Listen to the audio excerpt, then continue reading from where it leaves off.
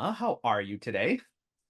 I'm good, Richard. How are you? Good, good. I'm so excited to talk to you as we were just chatting about off air and reminiscing about how we met a few months ago and some of the other mutual connections that we have. So I'm excited for this conversation today. I know you're on the road, so we thank you for taking the time to chat with us while you're traveling, and I'm sure trying to get a million things done. So thank you for that. Of course, I'm happy to be here. Yeah, and I would just love to kind of start with a little bit of an opportunity for you to, intro yourself and talk a little bit about Y&Z Ventures, your organization, before we kind of jump into the great things we're going to talk about as it pertains to VC.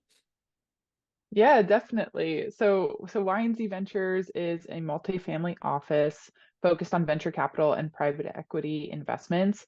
We represent various families, predominantly first generation and immigrant entrepreneurs within the Los Mm. Angeles area. And really, it's been an opportunity to scale impact within our community, right? And Awesome. drive purpose and change. So we're looking to make more investments over the course of the next few years. That's amazing. I work with an organization here in Massachusetts called Entrepreneurship for All. And what Very Entrepreneurship cool. for All does is it runs accelerator programs that you can go through, and it also invests in different businesses and different entrepreneurial activities. So it kind of is a multi pronged approach of the accelerator plus the capital investment, more so accelerator, less so on the capital investment side. Is probably maybe 60/40 or maybe even like 70/30. Do you guys have an accelerator aspect to what you do as well, or is it really more just on the investment side? So we don't have an accelerator today. Most Mhm. of the families that we represent have kind of been driving these sort of legacy businesses for 30 Mm. plus years. So it's less so like the sexy tech type company that we hear of Yeah. popping up today, and more companies within like trucking, home services, things of that nature. Mm. Um, and I'm sure will continue to grow and evolve over the course of the next few years as these folks, continue on their entrepreneurial path. Several of them have started various companies, so Yeah. I have no doubt it'll be a part of their future as well. E for All has a similar sort of cohort, if you will, a lot of individuals who, like some of the cohorts that I've been a mentor of is like someone wanting to start a bakery, right? And that's been their Oh, I lifelong love it. dream, to have their own bakery or a lifelong dream to do another type of service industry type, business. So it sounds like, again, a kind of a very similar sort of cohort, which is outstanding. Yeah. I mean, I will say I think it's really important what they're Yeah. doing, E for All. I mean, Yeah. there needs to be more organizations, companies, I think, making it more accessible to Right. actually start businesses, Right. rather than make it seem behind this like glass wall, something that is possible, exists, but doesn't really seem attainable. Absolutely. So many folks walk in there and say, "This has been my lifelong dream. I have a wonderful idea. I know I have something that will resonate, but I have no idea how to go about doing it." Right. And I'm scared. And Exactly. please, please. So um when I first became aware of you and what you were doing, it was part of a kind of girls into VC seminar that you and I were both attending. I was just attending, but you were also speaking at. I would love to talk a little bit about what motivated you, Emma, to your sort of career in venture capital, but then also a little bit about, the barriers that kind of contribute to this underrepresentation of women into the venture capital industry, which is again how you and I first became aware of each other at a specific seminar focused on getting, younger women especially interested in venture capital. Yeah, absolutely. I mean, it's so important that organizations like this exist. I think Mm, it's amazing what they're building with girls into VC. mm. So I was very excited to be a part of that. Yeah. But I suppose to answer your two questions, Yeah. what kind of got me into the What got VC you there? world? Yeah. Yeah, so I mean, generally my background has really been the end-to-end deal life cycle, mergers and Mhm. acquisitions. I've worked in banking, consulting, and big tech, so have that both financial and operational professional exposure.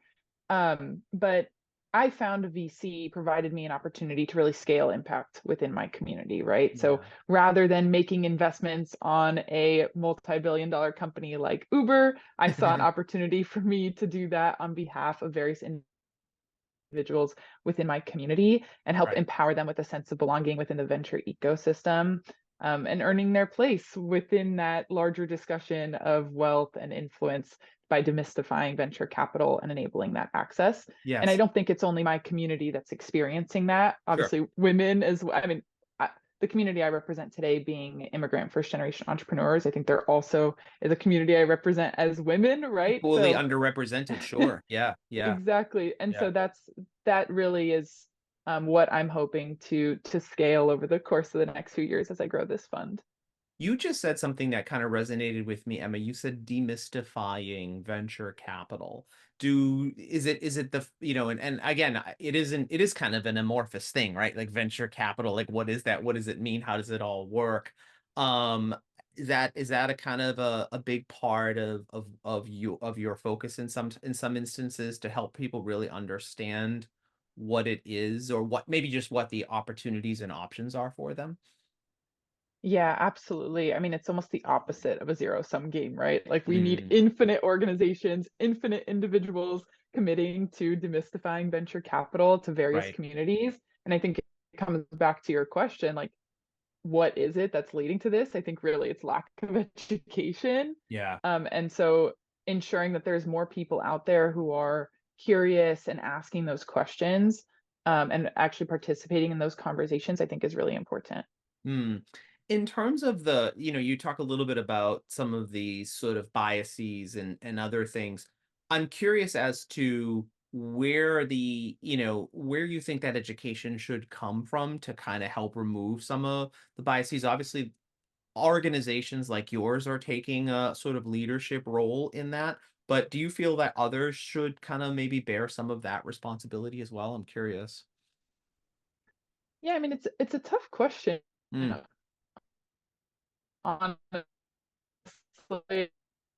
I think from my perspective, I mean, I'm sure you heard me mention in the conference that I consider myself to be an honest optimist. And so yes. to me, that means in this sense that, only 9% of investors being women means that there's an opportunity for more women to pursue this career. Right. And so while of course there are natural subconscious biases that have influenced maybe the position that we are in today, I think we are already seeing a shift Good. towards the increasing commoditization of venture capital. And Mm. naturally, as part of that, we will see more women investing and being invested in. That's great. That's great.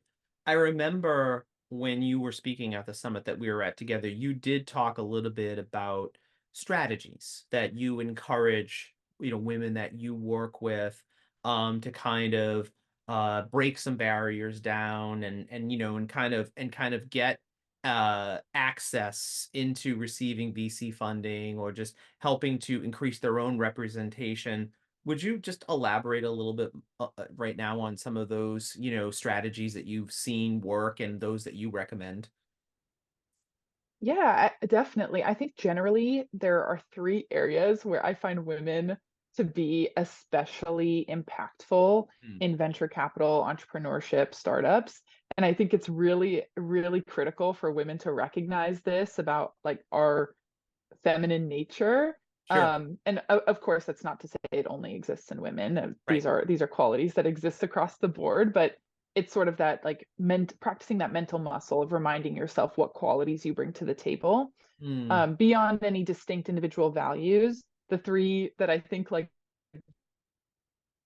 generally seem to apply, is one, risk averse tendencies that kind of yeah. drive decision making. So I think Mhm. like I had shared on LinkedIn a Fidelity investment study that found that about that women have a tendency to outperform men by about like 1% or even slightly less than that.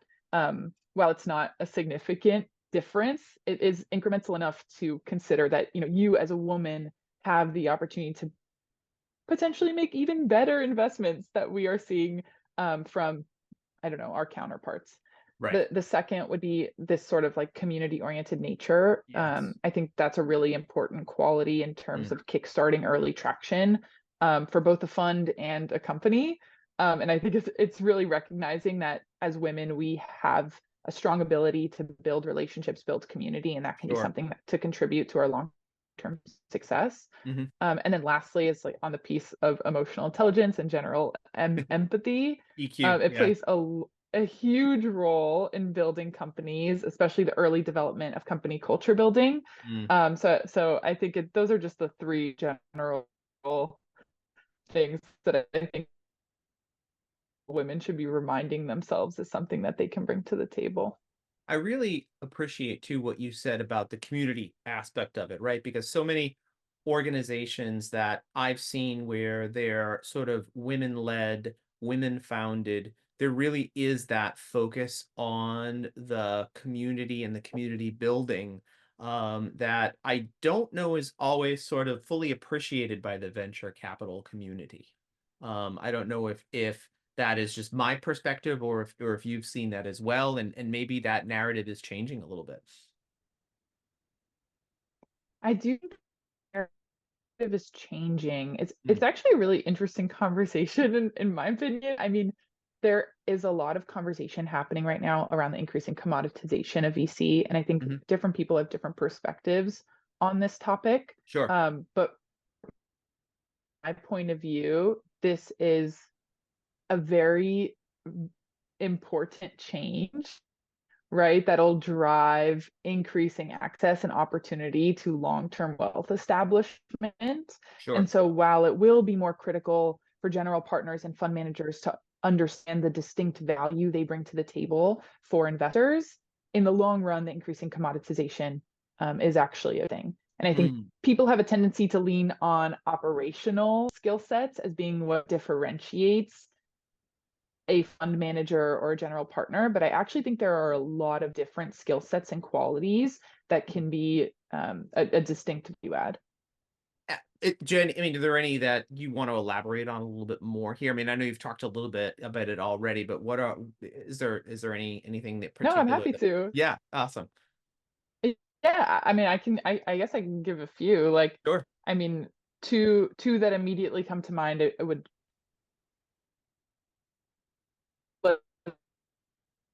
fund that I'm building. Hmm.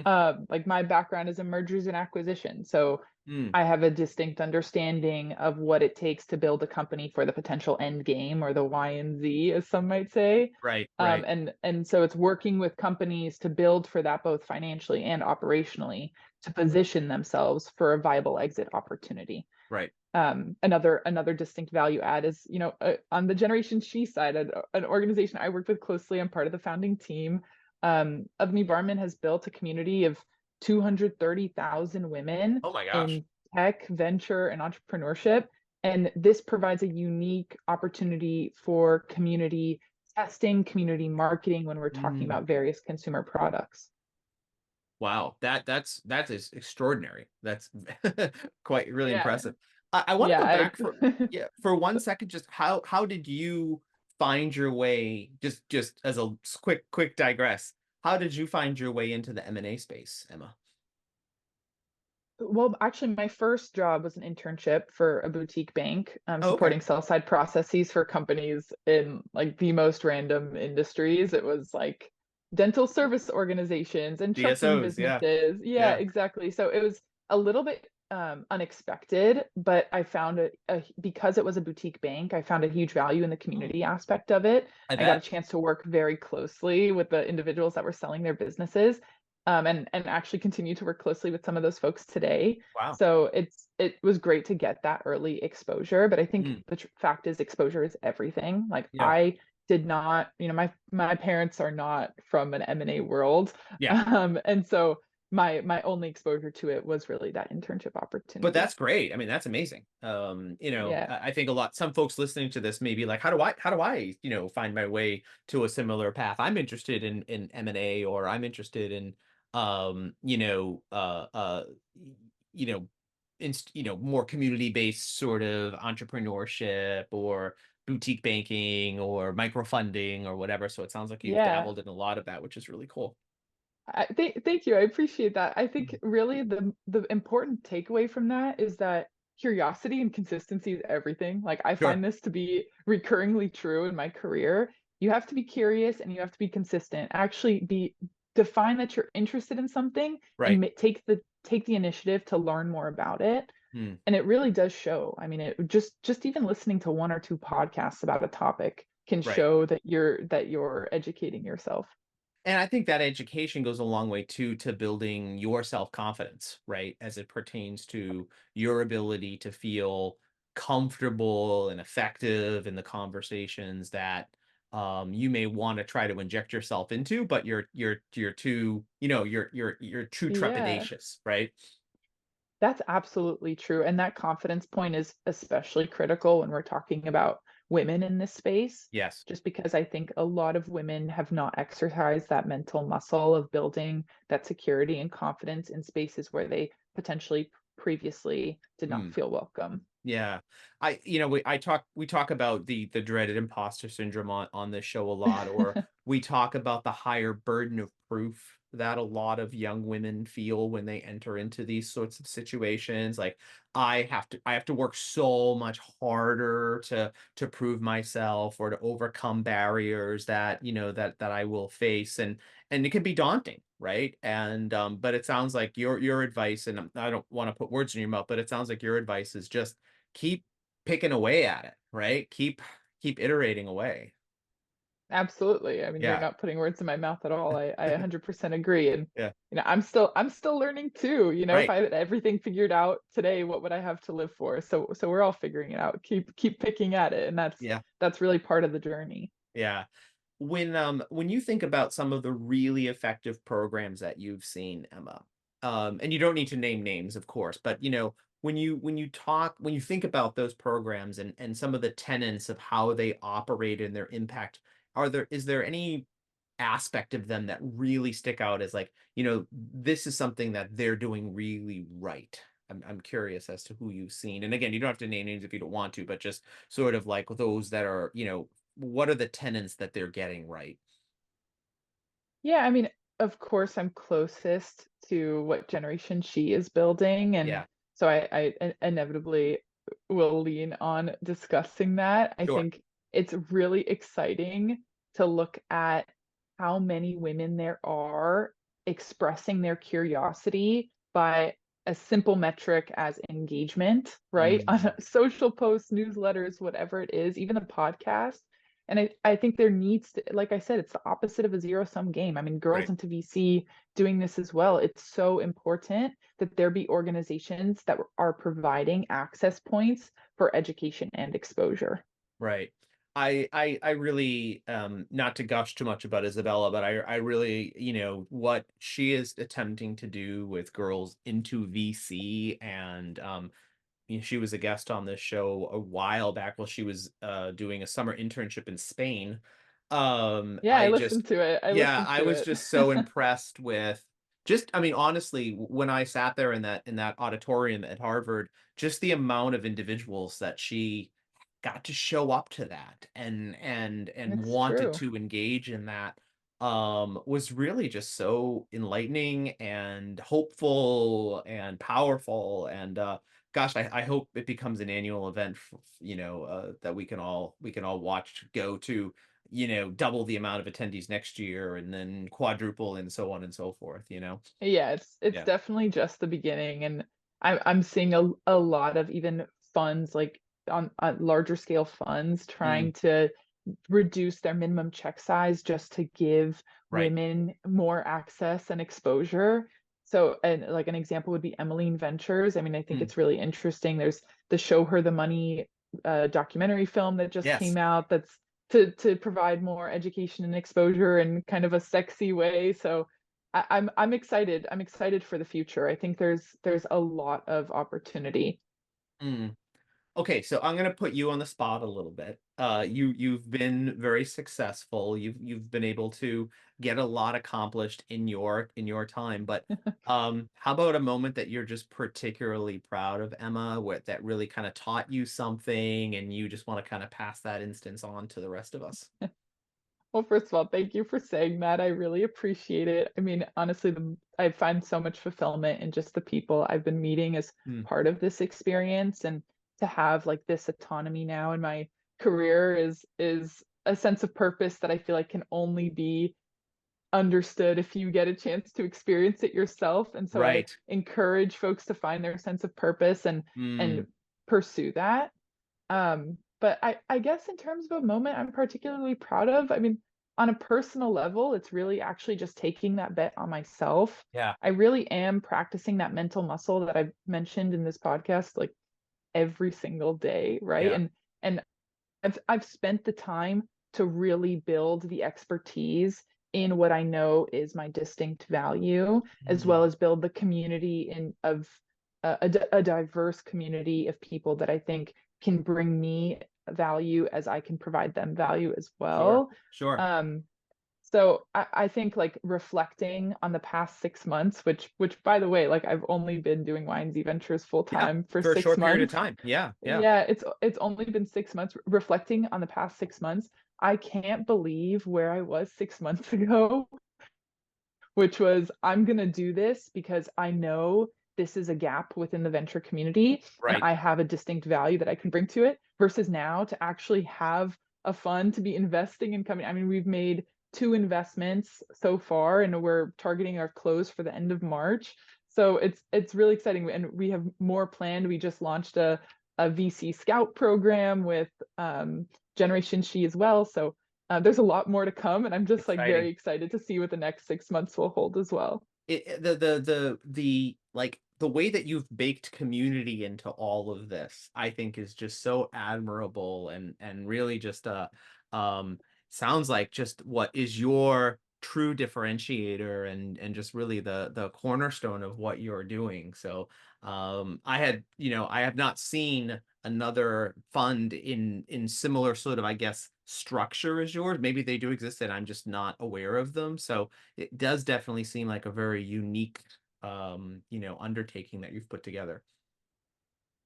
Thank you. I appreciate you saying that. I mean, I think internally, community is so fundamental to everything Right. that I do that I appreciate that radiates externally as well. Right. But I will say on that point, like I think really what's important to me is establishing like a sense of belonging for everybody in all types of communities. Right. I'm not a gatekeeper. I actually like I stand by the gates with the door open. Like that's kind of my attitude on life. And I educate myself so that I can bring that value to educate others. And I'm fulfilled by that Yeah, contribution. that's super. Talk to us a little bit. I mean, I think we can guess, Emma, but let's talk a little bit about, who have been your supporters here, your allies, your posse, like, so many women like yourself that we speak to do often have the benefit and the credit of that network, helping to hold them up and also It's so true. realize how fundamental and important that is and how grateful they are to have that network. Talk to us a little bit about, the people who have been there for you. Yeah, absolutely. I mean, I'm very lucky with some of the closest people in my life, including my family, my Sure. sister. My sister's very involved with my Z Ventures as well. And even my fiance and Avni, who's my best friend and Yeah, founder of Generation She. So I've definitely been lucky to have had people who've inspired me sure. so close to me over the course of the past 10 years, Mm, realistically, even when I didn't know this is what I found purpose and fulfillment in, they were in my life helping me understand that sense of purpose and fulfillment. So mhm. I think in that sense, I've definitely been lucky with the community around me. Yeah, But I will say, and as you may know as well, I mean, the Los Angeles Armenian community is highly insular, right? So sure. a lot of what I've had to do is really expand beyond that, and that's been a major challenge for me, but I find fulfillment in that challenge. Like I'm learning something new every day, and I Yeah. have an opportunity to bring my community into that as well. You know, it makes me so happy to think about what you just said and having your posse and your allies and to hear that it extends to your immediate family, right, as well. It's such a beautiful thing.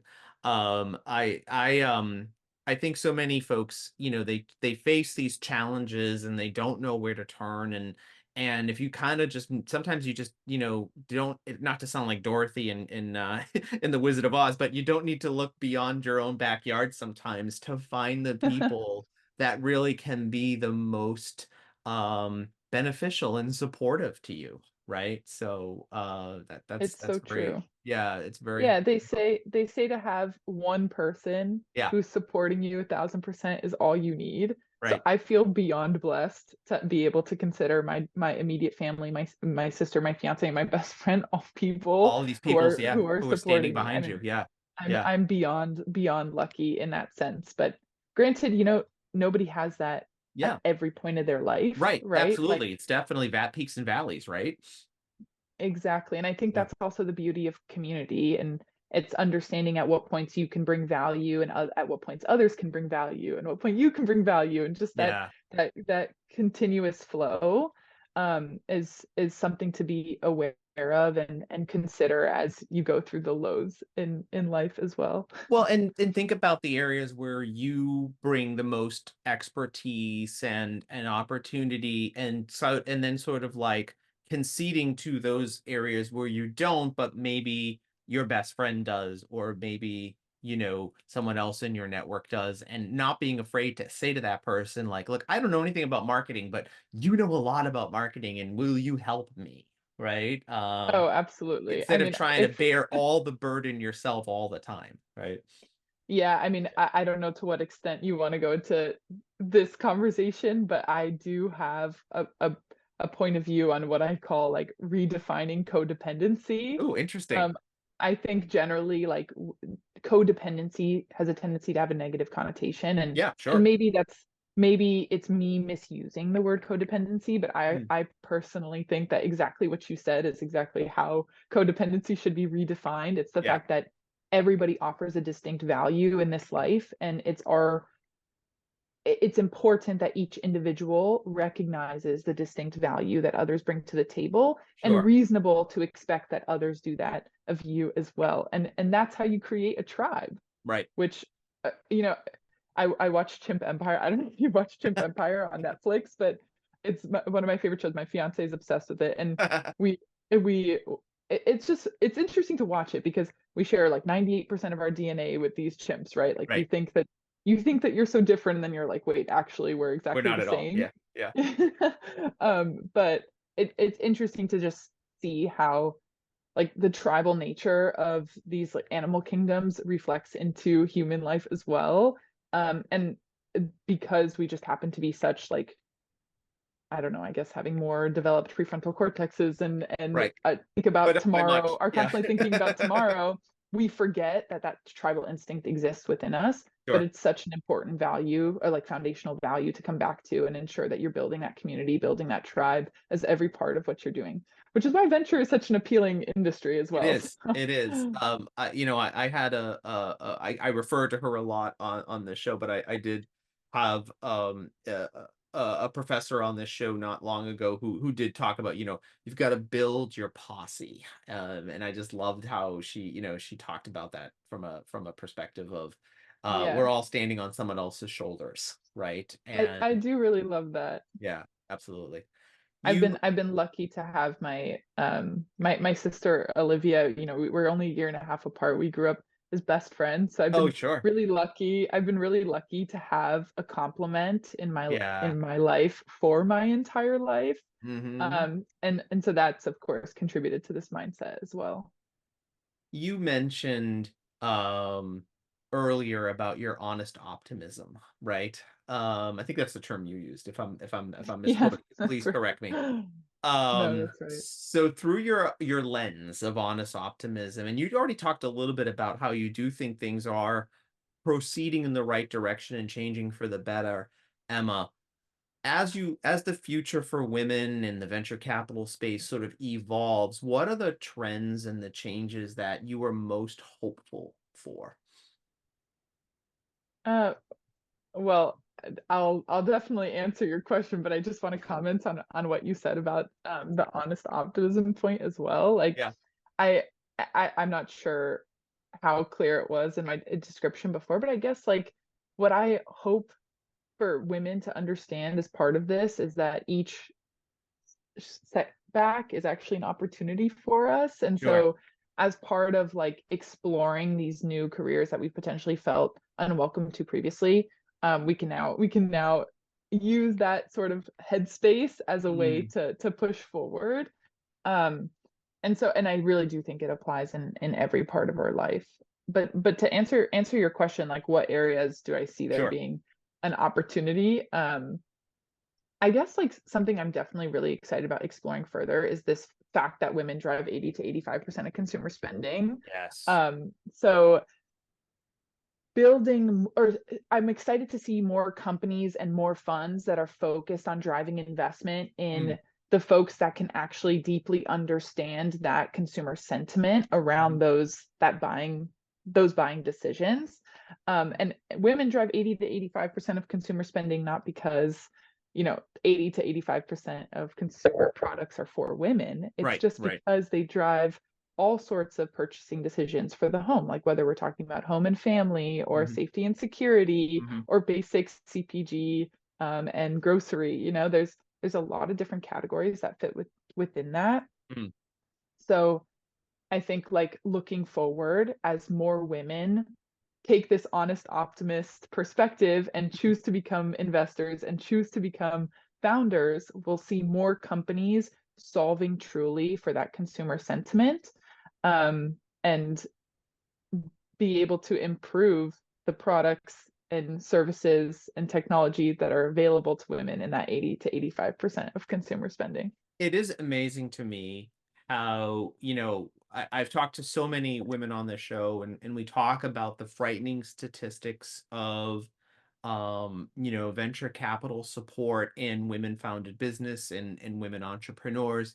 And then you always juxtapose that against the fact that you just said that women drive so much consumer spending in this country. And it's really, it's the moms and the daughters and those that are setting the trends. And if they buy it, it'll be, if they like it and they buy it, it'll be successful. How so that is so often lost, on the individuals who are writing the checks that you talked about earlier, you know? Yeah, it's true. It'll be really interesting to see kind of how the world around us evolves as more women enter this space. And already we're seeing it happen. I mean, Yeah, just thinking about like this better for you food and beverage category, a lot of right, these are female founded companies, and even just like I don't know, companies like sleep tracking apps or right. tools, they're not generally founded.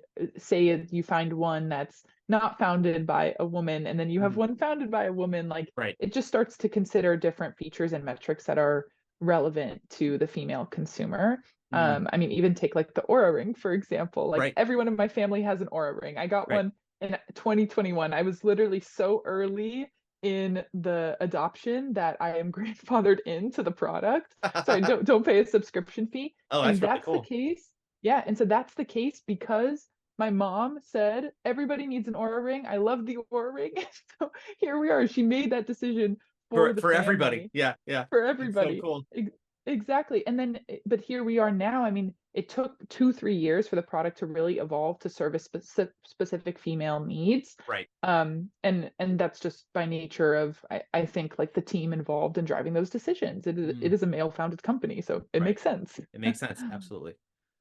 Emma, thank you for, sitting with us today, and congratulations on Y and Z and the last 6 months. And we really look forward to the next 6 months and beyond and beyond and beyond, and the other opportunities that you're involved in, and the different perspectives that you've shared with us today. I really appreciate it. I do think that folks are just going to get a lot of value out of this. So thank you. Thank you for taking the time. Like I said, we know you're on the road and you're trying to get a lot done, and just carving out this space for us. I really appreciate it. Thank you, Richard. I'm really excited to be here. And if there's anybody in your audience interested in the Generation Chi VC Scout program, they should Yep. definitely check that out. And partner with us. We're looking for partners on the Scout side and on the fund side. So I'm Super. really excited for what's to come. Great. We'll include all that information and links with this episode. And yeah, once again, thank you so much and best of luck to you. Thank you, Richard.